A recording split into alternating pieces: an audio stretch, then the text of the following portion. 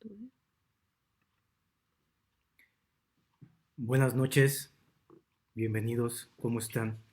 De nuevo al aire. El programa de hoy, como pudieron ver en la cortinita que fue la introducción, lo voy a dedicar a un gran escritor que murió en estos días, Carlos Ruiz Zafón, ¿no? Muchas gracias por acompañarnos, muchas gracias por estar con nosotros.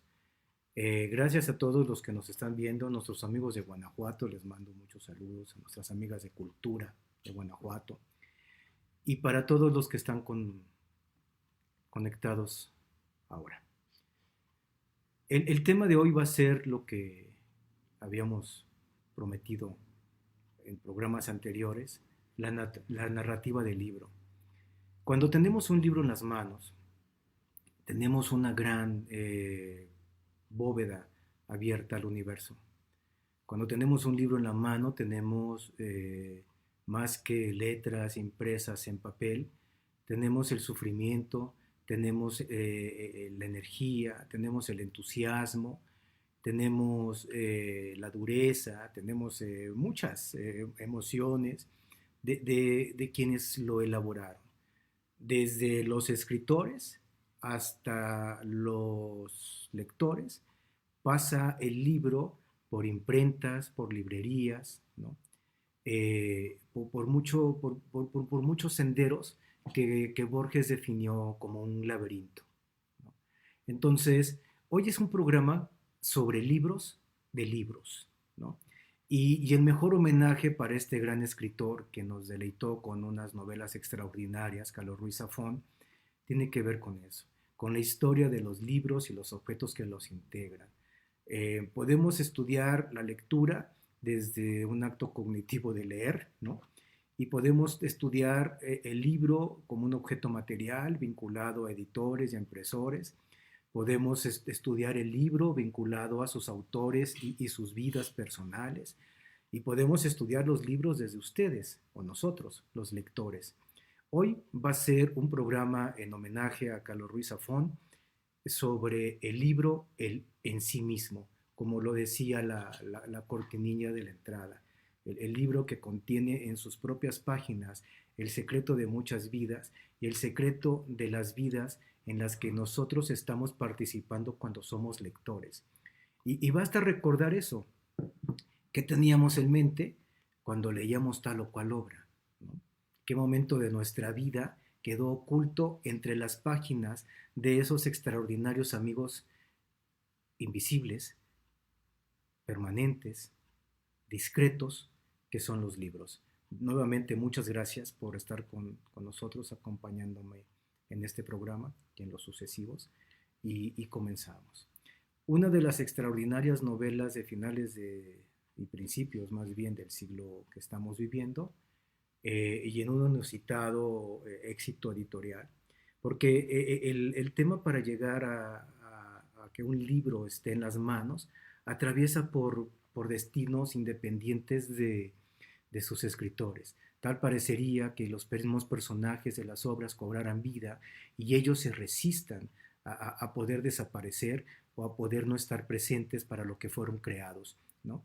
Entonces, desde el material que un escritor elige para poder narrar, hasta la venta y la lectura de sus lectores, el libro es un universo en expansión. Puede suceder que el escritor, como en el caso de Lekberg, que cuando entrega el tomo 3 de su trilogía, el del dragón, el de la mujer de los tatuajes, esto, al entregar el manuscrito murió, o sea, porque él no estaba, el elevador del edificio donde tenía que entregar estaba descompuesto y subió y le dio un paro cardíaco y ya no vio su obra. O puede ser como el caso de nuestro gran escritor, Carlos Ruiz Zafón, que muere en la plenitud de su creatividad, muere muy joven. O puede ser como lo que está sucediendo ahora después de esta terrible pandemia del ego, ¿no? Y del egoísmo, como las librerías aquí en la Ciudad de México, que están cerrando porque sus caseros les aumentaron las rentas y no les permitieron seguir con sus proyectos, y están regalando, están rematando sus libros. Entonces, sí, esta pandemia no es una pandemia de vías respiratorias, esta pandemia es una pandemia de egoísmos, ¿no? y no se puede permitir eso. Si una librería desapareciera, ahorita lo vamos a estudiar, por ejemplo, vamos a hablar de las bibliotecas igual, todos estos recintos donde están los libros, y dice una leyenda que cuando un viejo sabio muere en África es como si se quemara una biblioteca. Bueno, también vean, las condiciones en las cuales nuestras librerías desaparecen por la ingratitud de los que tenemos que sostenerlas. A mí me pasó como librero, yo tuve que cerrar también hace algunos años la mía, pues genera esos espacios que generan las librerías, generan los territorios de hoy en la mañana que todos estuvimos viendo en la televisión. Entonces, la pregunta que les hago, ¿qué es lo que deseamos para nuestros hijos? ¿Qué es lo que queremos para nosotros mismos? ¿No? Que cierren las librerías y reemplazarlas con los escenarios violentos como le hoy en la mañana, o construir todos un nuevo universo donde participemos desde el amor entre todos nosotros. Esa es la propuesta. Y también para el Día del Padre es una novela extraordinaria. Nos dejó Carlos Ruiz Zafón en este extraordinario libro que se llama La sombra del viento. La sombra del viento tiene varios personajes. Tiene personajes de carne y hueso como su protagonista, Daniel, un chico que le encantan los libros y que su padre lo lleva a un rito de iniciación a un laberinto de libros que se llama el Cementerio de los Libros Olvidados. Pero también los personajes son objetos. A mí me encanta mucho la novela porque narra también la historia de una pluma. A mí me encantan las plumas, me gusta mucho coleccionar plumas. Y él recuerda el día que su padre compró una pluma en un aparador, una pluma estilográfica, que son estas plumas fuente, ¿no? Y también la historia de la máquina de escribir. Entonces, En la sombra del viento, que forma parte de una trilogía, junto con El juego del ángel, con El prisionero del cielo, que lo presté y ya no lo tengo, ¿no? Forma parte de esta extraordinaria novela que está situada en Barcelona, a mediados, principios del siglo XX. Entonces, es la historia de un chico con un libro, es la historia de un libro con un personaje, es la historia de un personaje que no está en la novela, y es una novela que está en la vida de todos nosotros, porque nos lleva siempre a un buen recuerdo. Yo no tengo registro en mi experiencia, y comencé a leer muy chico, de un libro que me haya cautivado tanto, que desde la primera hoja hasta la última no lo solté. El día que me lo recomendaron, un gran amigo mío librero, un gran innovador de la industria del libro, me dijo, toma, lee este libro porque es uno de los que más me ha gustado. Y cuando un librero recomienda a otro librero un libro que le gusta, es algo que consideramos muy en serio como un rito de iniciación serio. Entonces, yo recuerdo que el libro me lo prestó un viernes y hasta el domingo en la tarde no lo solté, hasta que terminé de leerlo. Quedé maravillado por las aventuras de Daniel, ¿no? Y de otros personajes bastante cómicos dentro de la novela, pero también me tomó de la mano el libro y me llevó a los mismos laberintos de mi memoria y de los recuerdos de otros libros que también estuve y he leído y he disfrutado tanto. Eso es lo que yo le agradezco a Carlos Ruiz Zafón, que, que volvió a recordarme la creatividad de leer y el placer de hacerlo. Porque podemos leer desde un punto de vista profesional y dedicarnos a la formación a través de una lectura, digamos, obligatoria. Pero también podemos leer en nuestros espacios libres. También podemos leer en espacios de personales.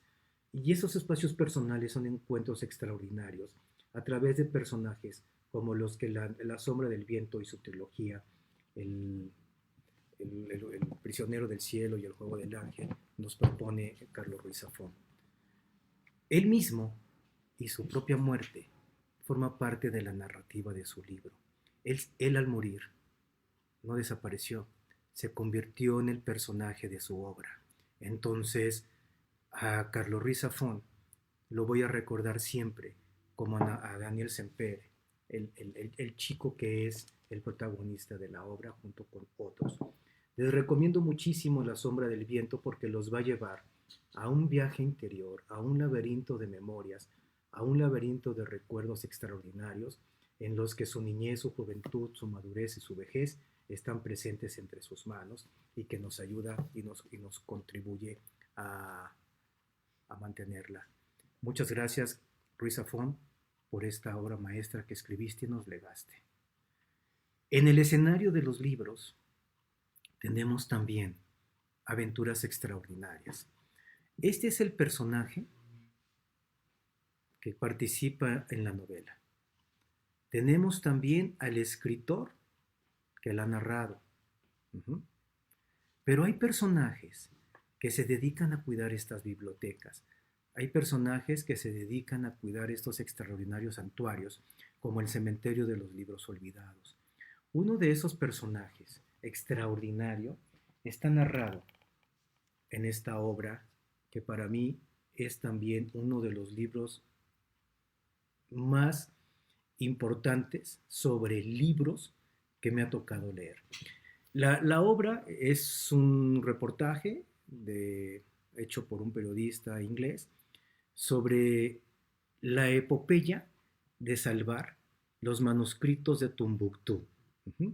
Y déjenme contarles, el mundo de Tombuctú está en el universo de estas extraordinarias bibliotecas. O sea, en la antigüedad no nada más tuvimos la biblioteca de Alejandría, también tenemos esta extraordinaria biblioteca que tiene en sus acervos cientos de manuscritos del Corán, ¿no?, que son patrimonio intangible de la humanidad. El Corán, un libro que tiene una estructura como tejido social importante, es la historia de este libro, pero es el reportaje y la biografía del personaje que los ha cuidado, que los ha venerado, que los ha rescatado. Bueno, el libro es un reportaje entonces sobre cómo se salvaron de la destrucción total por conflictos políticos donde estaba, allá en Mali, la biblioteca de Tombuctú, o sea, es, digamos, Nigeria, ¿no? La parte de Nigeria y arribita, allí es toda esa región donde se encuentra. La biblioteca de Tombuctú tiene entonces un gran acervo y una gran memoria de manuscritos de la otra parte del mundo a la que también pertenecemos, y ahorita les voy a explicar por qué. Este libro me gusta mucho porque en el mismo reportaje del autor narra cómo toda una sociedad pudo reconstruir su tejido social de violencia para poder rescatar la memoria de sus más notables joyas bibliográficas. La única forma que se pudo ejercer para que terminara la guerra en este territorio entre Nigeria y Mali fue la recomposición de todas las poblaciones que tenían bajo su cuidado un Corán. Entonces, el autor de la biblioteca, el cuidador de la biblioteca, un hombre extraordinario que reservó su vida para poderla cuidar, fue de pueblo en pueblo, tratando de recolectar cada una de estas memorias extraordinarias. Y ese saber que cada pueblo, y ese conocimiento de cada pueblo, de saber que tenía bajo su resguardo una joya del Islam, pudo reconstruir todo su tejido social. Abdelkader, el personaje que narra el libro, es un extraordinario bibliófilo y que tiene un profundo amor por estos manuscritos. Estaba tan en riesgo su profesión, que por eso el libro se llama Los contrabandistas, porque él estuvo contrabandeando Coranes y donde lo pescaran, lo podían haber ejecutado ahí mismo, donde lo detuvieran. Haidara, que es como se le conoce en el mundo de la bibliofilia islámica, bibliotecario y curador de esta gran biblioteca de Tombuctú, es un personaje, es un hombre como el personaje de La sombra del viento, de Daniel Sempere. Estos hombres que tienen siempre este profundo amor por los libros y conservarlos, es extraordinario. El libro está publicado también por una editorial mexicana que se llama Malpaso, ¿no? Que para mí es una de las mejores editoriales que hay en este momento, ¿no?, independientes. Son libros muy bien hechos, muy bien encuadernados, están bellamente decorados en sus lomos, pastas duras. Y en la compra, por ejemplo, de un libro impreso, uno puede generar con el ticket de compra una edición ebook, ¿no? Por si lo quieren leer en sus aparatos. Son libros muy bellos. Aquí en la Ciudad de México la editorial está ahí en Donceles y tiene un catálogo extraordinario que es muy recomendable que ustedes lo exploren. Entren a la editorial Malpaso y vean lo que hay ahí. Hay verdaderas joyas, hay libros extraordinarios, muy bellos, como este del de contrabandista de libros. ¿Cuál era la pena de contrabandear Coranes en este momento? Y estamos hablando de 2003, 2004, no estamos hablando del siglo pasado, ¿eh? Ejecución sumaria. Si sorprendieran a Haidara con un islam, lo ejecutaban en ese momento. Entonces, su vida por el resguardo de la memoria, extraordinario. Y sobre el resguardo de la memoria, tenemos siempre que tener mucha consideración y mucha precaución porque se hablan de diferentes escenarios desafortunadamente de violencia, ¿sale? Violencia social, violencia política, violencia económica, violencia de género, muchas categorías desafortunadas de la violencia. Pero un escenario en el que pocas veces reflexionamos, y créanmelo, así como en el ensayo, en el reportaje de los contrabandistas de libros, nos va narrando todas las vicisitudes de una nación para no perder su integridad y su memoria histórica y el orgullo de tener verdaderas joyas literarias en sus pueblos. Y que ese orgullo de tener verdaderas joyas literarias en cada una de estas regiones apartadas de todo los hizo reconsiderar de nuevo sus diferencias y se unieron en un experimento y en una cohesión social importantísima. Eso mismo es lo que el antídoto contra la violencia significa. En la memoria también de los pueblos tenemos esos libros que yo quisiera que no fueran escritos, pero que es necesario escribirlos para poderlos comprender. La biblioteca de Tombuctú, como en la memoria, digamos, más conocida, la biblioteca de Alejandría, ¿no? o la biblioteca de Bagdad, están presentes en esta obra que desafortunadamente se tuvo que escribir, ¿no? La historia de la interminable destrucción de las bibliotecas. ¿Por qué lo recomiendo? Bueno, primero porque el autor va a narrar una historia de las bibliotecas, o sea, la historia de los recintos de la memoria de nuestra civilización y el destino fatal de esa destrucción constante de nuestra historia, que es nuestra memoria. No ha habido una sola siglo a lo largo de miles de años en el que no se haya destruido una memoria histórica, una memoria literaria. Por eso en Los contrabandistas del libro me encanta el reportaje y el amor de Haidara, porque él recobró de la destrucción de la biblioteca de Tombuctú esa memoria. Y esa memoria sirvió para que se pudiera reconstruir una nación. Bueno, Lucian Paulson, en este libro, Las bibliotecas en llamas, es una historia de la destrucción de los libros a lo largo de toda la historia. Y podríamos comenzar reflexionando sobre la destrucción de la biblioteca de Alejandría, que ni siquiera tenemos memoria de ella, ¿no?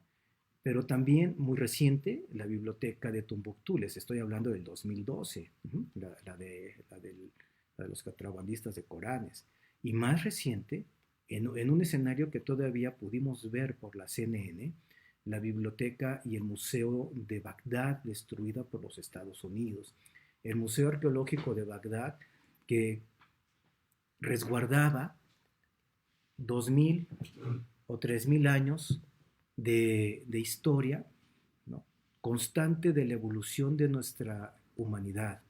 ¿Y qué fue lo que pasó? Que en la guerra generada por los Estados Unidos contra Irak, el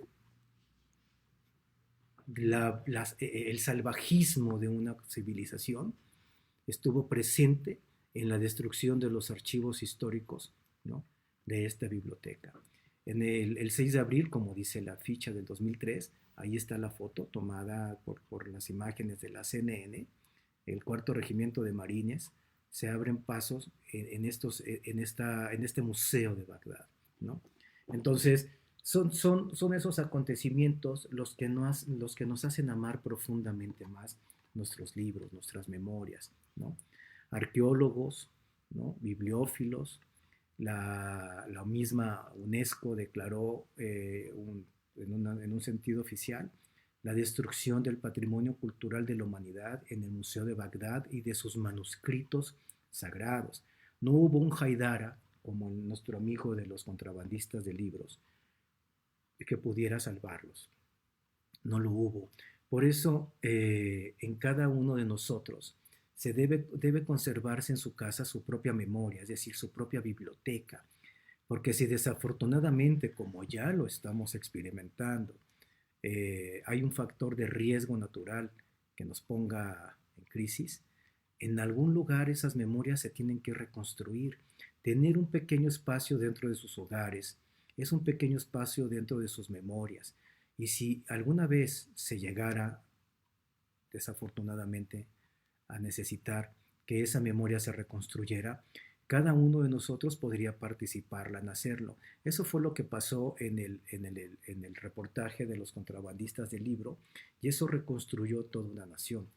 En este de la historia interminable de la destrucción de las bibliotecas, el título es terrible, la historia de la interminable, ¿no? Es decir, una y otra vez sufrimos el acoso de la destrucción total de nuestras memorias y de nuestras identidades. El libro vale la pena leerlo porque es una recopilación de una historia de las bibliotecas extraordinaria y desafortunadamente también de su fin. Esto es la historia, digamos, social, la historia real, la historia en la que participa, ¿no? Pero tenemos también en la literatura otra memoria, una novela extraordinaria, que seguramente como La sombra del viento también todos ustedes pudieron leer, ¿no?, de nuestro gran escritor Umberto Eco. ¿Y qué dice Umberto Eco? Fíjense, en relación con la biblioteca. Dice, de pronto comprendí que a menudo los libros hablan de libros, o sea, que es casi como si hablasen entre sí. Por supuesto, la novela que no pudiera faltar en un programa como estos y en el interés de este tipo de charlas es El nombre de la rosa, ¿no? El nombre de la rosa, que es la historia también de una biblioteca en una torre, en la torre del Scriptorium. Déjenme decirles, es que antes los libros se tenían que escribir uno por uno a mano, ¿no?, y se llamaban manuscritos. Estos manuscritos estaban resguardados en bibliotecas, sobre todo de monasterios, y en su torre, principal. La torre del Scriptorium, que es el escenario donde se va a desarrollar El nombre de la rosa, es el lugar donde los manuscritos se reproducían para poderse leer. El autor escribía un libro, bueno, un manuscrito, y luego ese manuscrito se reproducía muchas veces más para que pudiera leerse. Y el lugar donde se escribía se llamaba el Scriptorium, ¿no? Esa es la historia de la novela El nombre de la rosa. En El nombre de la rosa, Umberto Eco nos va a hablar de este laberinto, ¿no? Porque la biblioteca es un laberinto. No sé si ustedes pudieron ver la película. La verdad es muy buena la película. La verdad es una película muy buena, ¿no?, por Sean Connery. Y narra de la historia de un manuscrito que tiene un secreto y ese secreto no puede ser divulgado, ¿no? En El nombre de la rosa, de Umberto Eco, esta novela extraordinaria, ¿no?, nos va a llevar por todo el mundo medieval, por toda la estructura medieval donde participamos, sus cosmovisiones, sus costumbres, sus estructuras. Es una novela magistral donde el personaje, igual que en La sombra del viento, también es un joven, ¿no? Daniel Speren en la sombra del viento, Yazzo de Melk en la novela de Humberto Eco, del nombre de la rosa. Pero ¿cuál es la garantía de leer una novela como estas, ¿no? El autor. El autor hace una investigación profunda de toda una época de nuestra civilización y la pone al alcance de las manos de quien quiera alcanzarla, ¿sí? Por eso es un laberinto, ¿sí? Por eso forma parte de una serie de caminos interiores y caminos exteriores que en su punto de encuentro nos vamos a identificar con el autor, con el personaje y con nosotros mismos. Una novela también nos lleva a un viaje interior que nos lleva a descubrirnos dentro de los personajes que estamos leyendo, ¿no? Y podemos, y se vale, hacer este tipo de comparaciones. Uh-huh. El nombre de la rosa, de Humberto Eco, forma parte de una obra también muy amplia del autor, ¿no? Muy amplia. La verdad, todo lo que ustedes puedan leer de él es extraordinario. El nombre de la rosa, El péndulo de Foucault, El prisionero de Praga, ¿no? Baudolino. Tiene una obra narrativa muy amplia, extraordinaria, y que tiene la virtud de leerse e integrarnos al conocimiento profundo. Cada vez que podemos leer una obra escrita con esta categoría, con esta elegancia, somos diferentes de cómo la empezamos, ¿no? Tenemos una visión de la realidad mucho más profunda, tenemos una extraordinaria visión de la historia y nos llevan a otros escenarios. Por eso es un camino que nunca termina, ¿no? El conocimiento es un laberinto extraordinario que nunca termina. ¿Por qué? Porque es eterno, ¿no? Entonces, aquí, en El nombre de la rosa, narra la historia de dos personajes, un maestro y su discípulo, y la historia de un libro que tiene como categoría ser un libro asesino, ¿no? Y al final, como lo narra Paulstrom en La destrucción de las bibliotecas, pues al final también termina quemada la biblioteca de la novela. Ya les conté el final. Pero bueno, lo interesante de la novela no es el final, sino toda la novela, ¿no? Eh, Está profundamente bien investigada, ¿no? Y la verdad es muy recomendable de leer, ¿no? Muy recomendable. Son libros que uno los puede leer una vez al año, ¿no? Cuando tenemos una especie de vacío ocupacional, pues tenemos ejemplares que nos pueden acompañar en ese vacío. No importa que se haya leído una vez, dos veces, tres veces, cuatro veces, no importa. Siempre vamos a encontrar un pasaje que no habíamos observado en una lectura anterior. Y además, después de leerla muchas veces, uno puede seguir leyéndola, escribiéndola, ¿no? Podemos estar leyendo alguno de sus párrafos y estar construyendo otros nosotros mismos. O estar imaginando a nosotros mismos como parte de los personajes de la obra. Entonces, es una garantía, la verdad, leer a Ruiz Zafón o leer a Humberto Eco, ¿no? Es extraordinario. Pero los libros tienen una trayectoria interesante. Los libros tienen una vida privada, ¿sí? ¿Cómo se escriben los libros o cómo llegan a nosotros? Siguiendo esta secuencia de, de la destrucción de las bibliotecas y de la quema de libros, ¿no?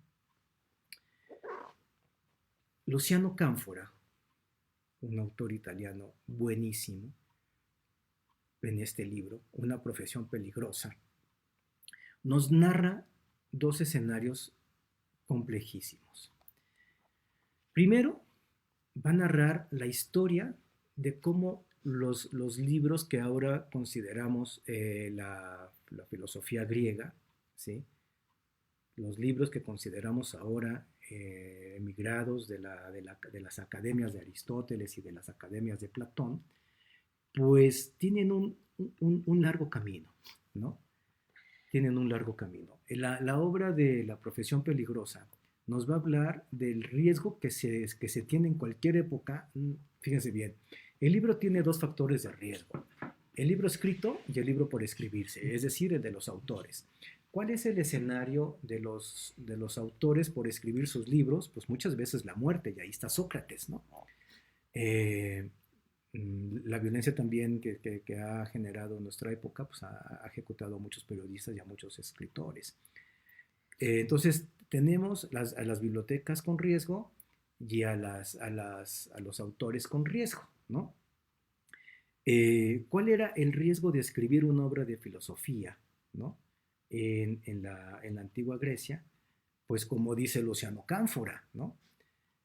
El sabio es feliz cada día de su vida, sin exceptuar el de su muerte, gracias a su capacidad de transformarlo mediante la capacidad de su mente, ¿no? Es decir, el escritor nunca muere, el escritor se va a transformar de cuerpo en mente, ¿no? Y eso es lo que la profesión peligrosa nos, nos narra, ¿no? Entonces, el libro, que vale muchísimo la pena que le echen una lectura, en serio, es que de estos que les estoy recomendando, yo creo que tienen que leerse todos, ¿no? Pero en la profesión peligrosa nos va a hablar de la vocación de filósofo en la antigua Grecia y sus consecuencias, por ejemplo, la ejecución de Sócrates. Pero también, y me parece que es una lectura, como yo les decía, en laberinto, la historia de los manuscritos y de las bibliotecas personales de estos filósofos, ¿no? Es decir, cómo llegó Platón a nuestras manos. Uh-huh. Y qué pasó con la biblioteca de él, su biblioteca personal, su memoria. ¿Qué pasó con la biblioteca de Aristóteles? ¿Cómo se vendió? ¿Quién la compró? ¿Dónde la exhibieron? ¿Quién la conservó? ¿No?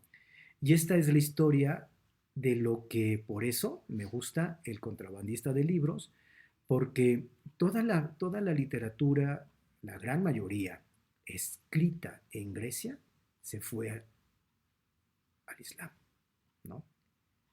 Y cuando volvemos a leer a personajes, o a filósofos, perdón, como Aristóteles o como Platón, las traducciones no son del griego ni del latín, las traducciones muchas veces son del árabe o del persa.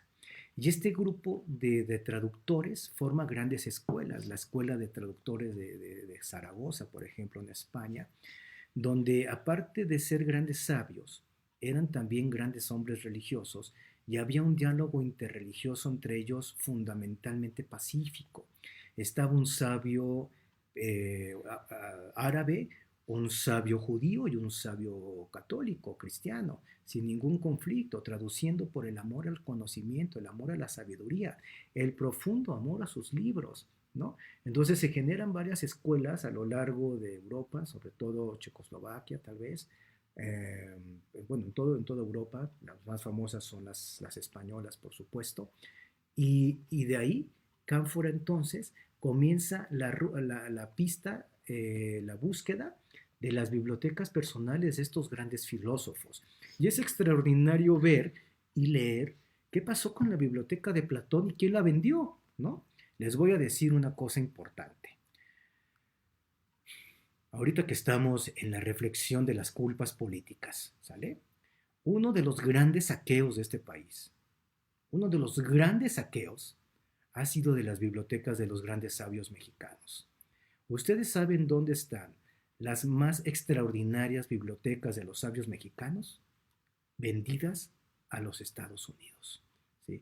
Si ustedes quieren consultar la historia general de las cosas de la Nueva España de Sagún, ¿sí? Que en México estuvo muchos años, ¿no? Lo pueden ir a consultar a la Universidad de Austin.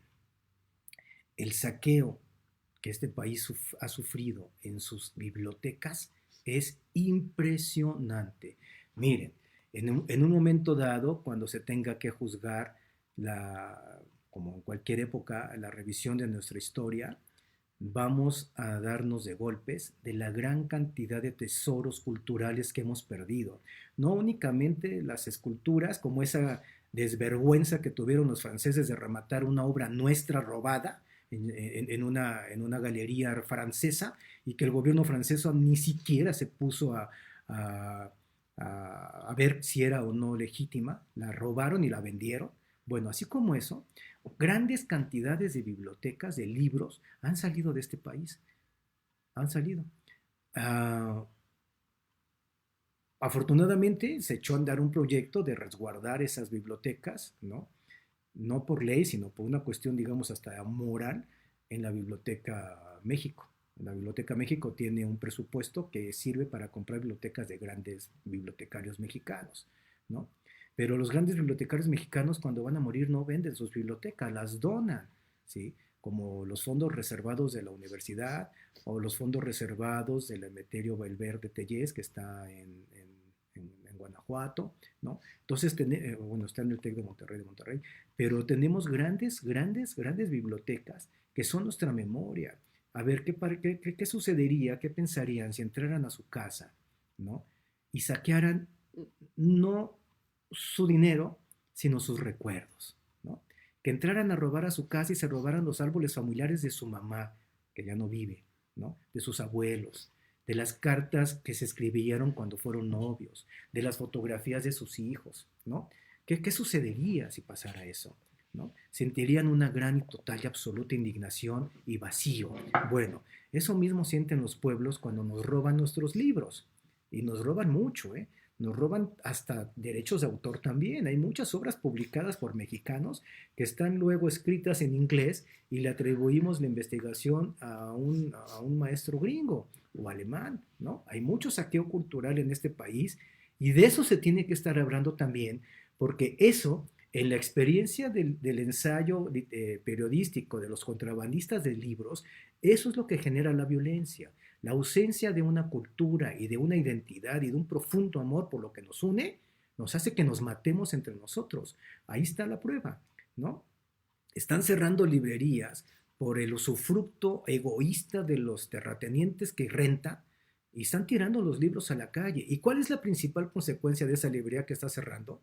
Yo se los puedo asegurar porque yo hice mi tesis en maestría sobre la función social de los libros. La ausencia de las librerías o la ausencia de los libros genera violencia. Uh-huh. Violencia. Entonces, en ustedes está la decisión de qué quieren, ¿eh? De ir a recoger libros regalados cuando realmente tendríamos que haber cooperado, ni siquiera los tendríamos que haber comprado. Le tendríamos que haber dicho a la chica que es dueña de esa librería, ¿sabes qué? Mira, aquí te doy 200 pesos, no me vendas el libro, coopero para que pagues la renta. Pero fuimos como unos extraordinarios saqueadores porque había descuentos. Eso es intolerante. Eso es de lo que habla la profesión peligrosa, ¿no?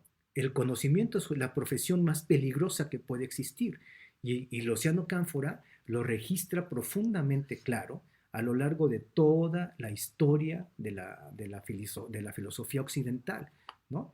¿Qué le costó a los grandes filósofos ser grandes pensadores? La muerte. ¿Qué pasó con sus bibliotecas? Las destruyeron. Afortunadamente, el sabio musulmán la recobró, la conservó, la tradujo a su lengua, hizo hermosísimas ediciones. Miren, una vez yo vi una edición en árabe de la República de Platón, puta, un libro hermosísimo. No lo pude comprar porque pues no le llega el precio, pero era una verdadera joya, sin considerar el contenido de las ideas, nada más la caligrafía de la obra era hermosísima. Y eso es lo que nos hace amar la paz, la bondad, el amor. Eso es el amor, eso es la paz, eso es la bondad, ¿sí? Esos son los buenos deseos, esa es la buena vibra, si le quieren llamar los de la noche así, los libros, ¿sí? Entonces, ¿quieren saber el riesgo de ser un pensador, lo que lleva? Hay que leer a Luciano Cánfora, que es extraordinario, además se van a divertir mucho. En este proceso entonces de escribir los libros, hay siempre historias entre sus autores y sus editores bastante sui generis, ¿no? Por ejemplo, Cien años de soledad de Gabo fue rechazada en México, no se quiso publicar, la mandó a que se publicara en Argentina y se publicó y bueno, pues no tuvo mucho, digamos, mucho eco y tiempo después es una de las grandes obras maestras de la humanidad.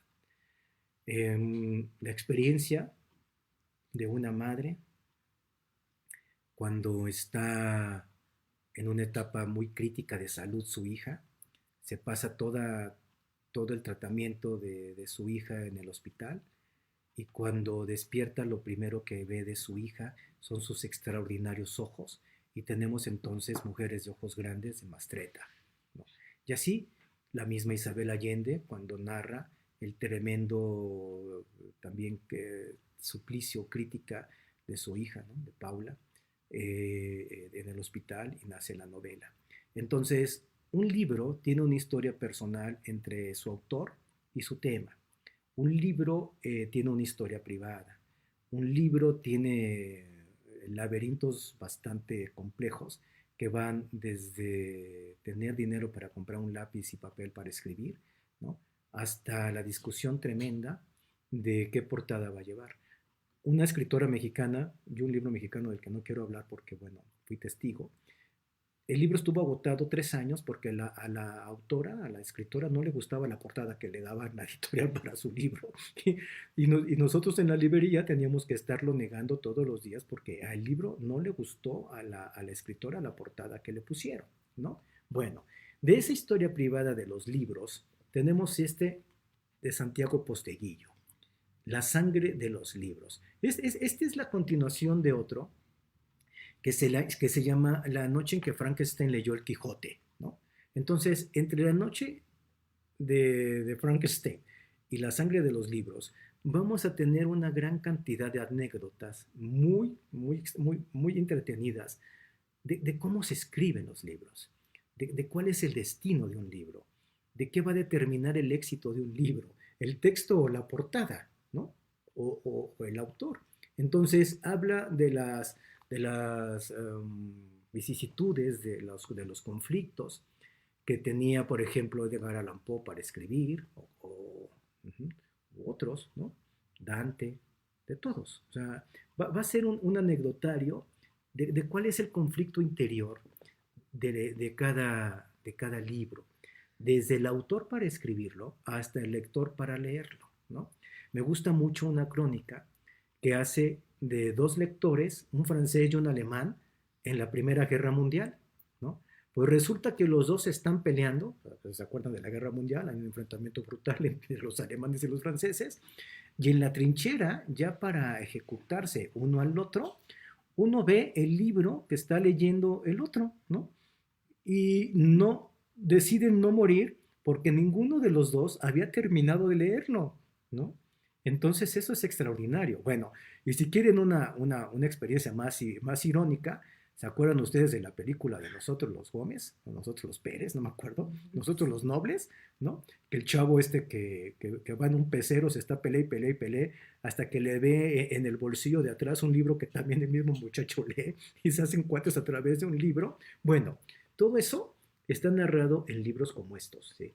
Porque es bien importante, si nos gusta la lectura, también alimentarnos de las curiosidades del proceso de leer, ¿no? No toda la lectura es para formar sabios, ¿no? Por supuesto que no, también la lectura entretiene y también la lectura divierte. Y es muy divertido leer libros sobre libros, ¿no? Es extraordinario. O sea, Santiago Posteguillo, déjenme comentarles al autor que también es español y tiene una gran obra. La obra de Posteguillo, seguramente voy a hacer un programa sobre eso, es sobre la novela de la antigua Roma, ¿no? O sea, este amigo agarra todo el Imperio Romano y lo hace literatura y es extraordinario. Aparte tiene muy buena calidad literaria Santiago Posteguillo. En La sangre de los libros narra 40 historias de cómo se escribió el libro, o sea, la historia privada del libro. Ven qué buen tema, ¿eh? La historia privada del libro. Seguramente esto lo van a ver después en la televisión en algún otro comentarista, ¿eh? La historia privada de los libros. Bueno, narra las dificultades para conseguir papel en una escasez. Narra el sufrimiento tremendo de una madre al estar junto a su hija en un hospital, ¿no? Como Mujeres de Ojos Grandes de nuestra querida Ángeles Mastreta. Y va narrando así a lo largo de 40 y tantos relatos esas historias privadas de libros. No tiene una estructura cronológica. El que lleva una estructura cronológica, que también es una belleza, si a ustedes les gusta, ahora que termine la pandemia, regálenselo para que no salgan, ¿no? O sea, nomás salgan a comprar su libro y se regresan. A una librería, ¿eh? A una librería. Amazon ya tiene muchos miles de millones de dólares. Amazon ya no necesita de ustedes. Las librerías sí. Yo les recomendaría este. 100 libros que cambiaron el mundo. Es un libro extraordinario, extraordinario, porque está totalmente ilustrado, ¿sí? O sea, nosotros podemos leer la edición actual de una obra publicada hace 100 años, pero miren, por ejemplo, es extraordinario ver cómo era cuando se editó, ¿no? Los derechos del hombre de Thomas Paine, por ejemplo.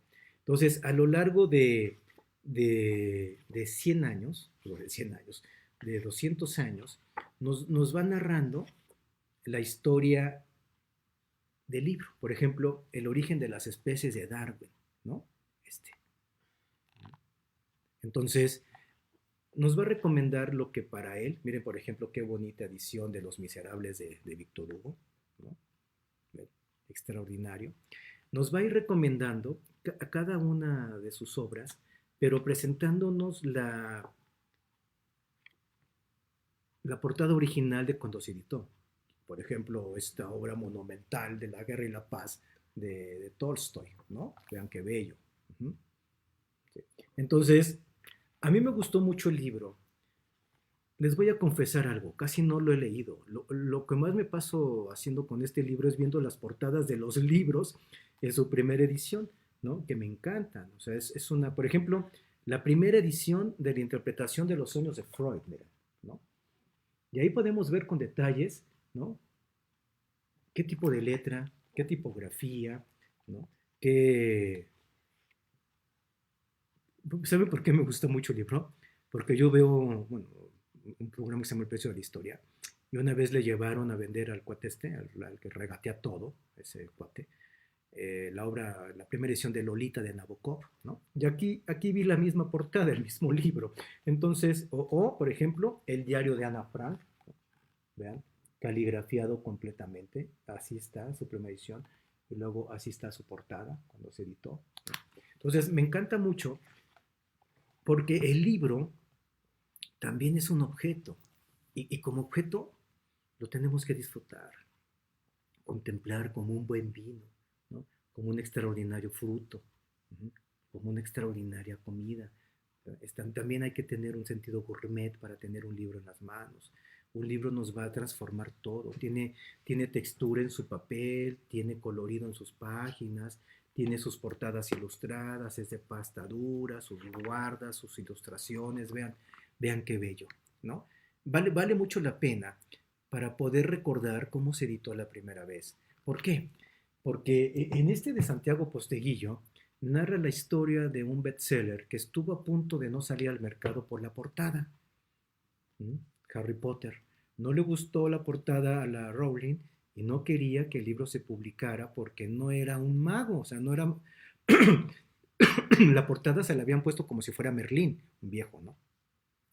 Y decía Rowling, no, es que no es un viejo, es un niño, yo quiero que pongas la portada de un niño. Entonces le dicen los editores, sí, pero si le ponemos la portada de un niño, no se va a vender porque los niños no compran sus papás y por eso le estamos poniendo Merlín. Dice, sí, pero la historia no es sobre Merlín, es sobre Harry Potter. Bueno, tardaron meses y tuvo que cambiar 8 o 9 veces de editorial hasta que una de ellas dijo, bueno, a ver, pues, tráeme tú la portada y yo la edito así. Y ahí están los resultados. Bueno, se los digo porque dentro de las portadas, aquí viene, ¿no? Viene el Harry Potter, ¿no? Con su portada original, esta. Si no hubiese tenido esta portada, el libro no hubiera tenido el éxito que tuvo, ¿eh? ¿No? Entonces, es un libro para disfrutar, para pasar una tarde extraordinaria, ahorita que por todos lados está lloviendo, ¿no? Bueno, aquí en la Ciudad de México truena, llueve y relampaguea, ¿no? En una semana tuvimos una tormenta, un terremoto y un atentado. Entonces, bueno, las cosas son muy entretenidas. Y como es costumbre, fíjense bien, hay un libro muy bello que se llama México, Tierra de Volcanes, ¿no? En, en, en esta obra de México, Tierra de Volcanes, yo podría poner México, Tierra de Volcanes, pero también Patria de Sabios, ¿no? Y dentro de esos extraordinarios sabios, de esos que desafortunadamente estamos comenzando a olvidar, está Ángel María Garibay, ¿sale? El Ángel María Garibay es un sabio extraordinario y este libro, Ángel María Garibay, Trayectoria y Antología, ¿no? Hecho por otro gran mexicano que fue su discípulo, Miguel León Portilla, nos dice y nos narra todo, absolutamente todo, de lo que se ha escrito por este sabio. Bueno, Ángel María Garibay tiene como principal, digamos, discípulo, alumno, a este otro gran mexicano que después vamos a hablar de él, Miguel León Portilla. Bueno, Miguel León Portilla escribe este libro de Ángel María Garibay. ¿Y saben qué es? Es la portada y el resumen de toda la obra escrita por este genio, ¿sí? Por este gran humanista mexicano, ¿sí? Es un libro que nos va llevando en la historia de sus portadas y el contenido de sus textos a la historia del pensamiento mexicano real. Publicado por Porrúa, y que aquí quiero detenerme un momento y me voy a aventar un gol aunque no lo paguen. Porrúa tiene una colección monumental que se llaman Sepan Cuántos, que es donde está publicado este ejemplar. Esa colección de Sepan Cuántos tiene una historia muy bonita porque está hecha por profundos amantes de los libros, ¿no? Felipe Teixidor, un español que vino del exilio aquí a México, coordinó los títulos. Y como no sabían cuántos iban a ser, Alfonso Reyes, otro pensador del que después vamos a hablar junto con Ernesto de la Peña, o sea, son dos que vamos a hablar más adelante. Alfonso Reyes, un gran escritor, fíjense, las obras completas de Alfonso Reyes, me parece, ahorita no recuerdo bien, en el Fondo de Cultura eran 30 tomos, ¿eh? Bueno, y su biblioteca personal, la Capilla Alfonsina, está aquí en la colonia Condesa, ¿no? Y pueden entrar, bueno, ahorita no, pero se puede entrar para consultar su biblioteca personal formada por más de 150,000 libros. Bueno, Alfonso Reyes le sugiere que se llame Sepan Cuántos, o sea, pues, nunca va a terminar. Entonces, cualquier libro que ustedes tomen, entren a la página de Porrúa, consulten el catálogo de Sepan Cuántos y cualquiera que elijan es una obra maestra, ¿eh?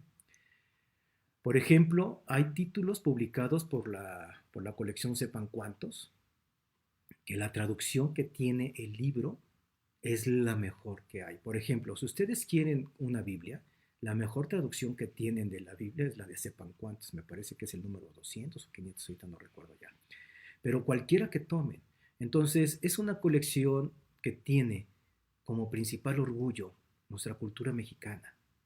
Yo cuando viajaba a las ferias internacionales del libro y tenía que hablar sobre editoriales y hablaba de Porrúa, la colección Sepan Cuántos por sí misma se presentaba. Bueno, por ejemplo, este es un catálogo de la obra hecha, traducida y escrita por Ángel María Garibay en Porrúa, ¿no?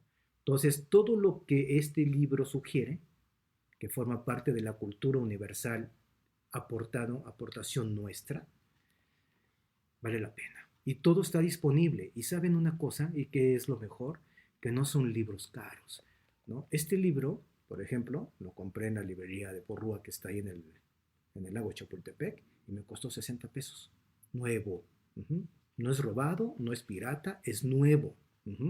Entonces, yo les recomiendo mucho que lo adquieran y que a través de lo que el padre Garibay sugiere, exploremos la cultura universal desde la sabiduría de nuestros mexicanos sabios, ¿sí? Y dentro de esos mexicanos sabios, por supuesto, un libro que es fundamental, ¿no? Extraordinario, es Breve Historia del Libro en México, de Ernesto de la Torre Villar. Ernesto de la Torre Villar, en este libro, hace un recuento de todo el libro mexicano, porque les voy a decir una cosa. La primera imprenta en América fue en México. México fue el primer país de América que tuvo una imprenta y editó libros. México. No Oxford, no Boston, no nada. México. ¿Eh? ¿Y saben dónde estaba? Ahí a un costado del Palacio Nacional, entre el Moneda, la calle que está a un lado, que es la entrada así como para el Templo Mayor, a un lado del Templo Mayor, ahí está la primera imprenta de América, ¿no? La Juan Pablos. Bueno, Ernesto de la Torre Villar, uno de los grandes eruditos mexicanos, erudito tote, ¿no? Un hombre sabio, profundamente sabio, en este libro nos va a hacer un resumen de la historia del libro en México, de los géneros literarios, de las imprentas mexicanas, de los impresores mexicanos, de las ilustraciones de los libros mexicanos, y vean, por ejemplo, esto. Uh-huh. O sea, es un libro bellísimo porque nos va a llevar a la memoria de nuestras profundas raíces, de nuestra tierra de volcanes y patria de sabios, ¿sí? Y solamente cuando conectemos con esta profunda raíz vamos a tener dignidad de lo que somos. Antes no crean, ¿eh? Antes no. Si no conectamos con estas profundas raíces culturales de donde venimos, este país, quien lo gobierne, va a estar cada vez peor. ¿Y saben quién lo genera? Los que formamos parte de él, o sea, nosotros. Uh-huh. Publicado por la UNAM, que la UNAM también es tema aparte, o sea, la UNAM tiene un catálogo editorial que yo me siento profundamente orgulloso de ser estudiante universitario, ser estudiante de la UNAM, por su gran imprenta universitaria. Tiene un catálogo de más de 60,000 títulos, no sé ahorita cuántos habrá, cuando yo hice el inventario eran alrededor de 60,000. Ninguna editorial, excepto una alemana y una rusa, le llegaban al catálogo de la UNAM, ¿eh? Entonces, en la UNAM podemos encontrar lo que quieran, lo que quieran. Tiene un servicio un poco bastante regular, son de distribución, pero una vez que uno encuentra el ritmo de los libros universitarios, que alguna vez voy a hacer un programa de eso, porque las universidades publican libros hermosísimos y al alcance de todos, ¿sí? Y luego, ¿saben qué pasa? Se echan a perder por las humedades en las bodegas. Bueno, en la breve historia del libro de Ernesto de la Torre Villar, tenemos las profundas raíces para poder sentir un orgullo, ¿no? Levantar la cabeza, levantar la cara y decirle a cualquiera que nosotros también somos una cultura de libro y que en México sí se lee, no como dicen.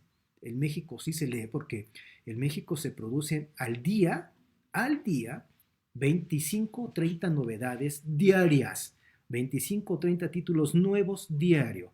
Y es una estadística que traigo un poco atrasadita, tal vez ahorita ya son más, ¿no? Bueno, en esta breve historia del libro en México, es llegar a la profunda raíz de nuestra identidad cultural y sentirnos orgullosos de ella. Porque estos libros, como este, que ha sido traducido hasta el ruso, o la obra de Miguel León Portilla, que ha sido traducida a todos los idiomas. Su tesis de doctorado se llamó La filosofía náhuatl y esa está traducida hasta en chino y en todas las lenguas chinas, ¿eh? No nada más el chino, ese que hablan todos. En ruso, en alemán, en coreano, en chino, en todos los idiomas está traducido Miguel León Portilla. ¿Y saben qué? En las academias extranjeras nos asocian a ellos, a Miguel León Portilla, a Ángel María Garibay, a Ernesto de la Torre Villar. Por eso es extraordinario, ¿no? Este, este proceso de conocimiento a través de nuestros libros, ¿no? Como dice Epicuro, vana es la palabra del filósofo que no cura los sufrimientos del hombre, pues de la misma manera que no es útil la medicina si no cura las enfermedades del cuerpo, tampoco lo es la filosofía si no sirve para suprimir las enfermedades del alma. Y estos pensadores mexicanos, y estos escritores, y estos libros sobre libros son la semilla de esta cura del alma. Por eso nuestra propuesta se llama Leer para Sanar, biblioterapia. Muchas gracias. Quiero agradecerles su confianza Y a continuación voy a pasar las cortinillas para que ustedes puedan tomar con calma las citas. Les agradezco mucho sus comentarios que nos hacen en la página, en las redes, ¿no? Les mando saludos a todos, a todas. Eh, Créanme que siempre los leo y se los agradezco. El contenido es para ustedes, lo hacemos con mucho cariño, lo hacemos con una gran calidad de lo que somos y con mucho amor para que ustedes también lo puedan disfrutar, ¿no? La bibliografía está siempre al alcance de todas las librerías, ¿no? Consíganla. Son libros accesibles, son libros que están dentro del presupuesto de lo que nosotros consideramos lo justo, porque luego hay precios que se van de las manos, pero los tenemos siempre y debemos conservarlos para que nuestra cultura siga generando esos grandes sabios, ¿no? Sobre todo a través de estos esfuerzos como los de Porrúa, como los del Malpaso o como los de la UNAM. Son catálogos nacionales con una calidad extraordinaria en su obra, en sus pensadores y en sus páginas, ¿no? Cada uno de nosotros debe conservar en su casa su propia memoria, su biblioteca, ¿no? Les quiero agradecer su presencia y sin falta nos vemos el próximo viernes, igual a las 7 de la noche, y que pasen una muy linda semana. Compren un libro este fin de semana y disfrútenla. Muchas gracias. Hasta luego.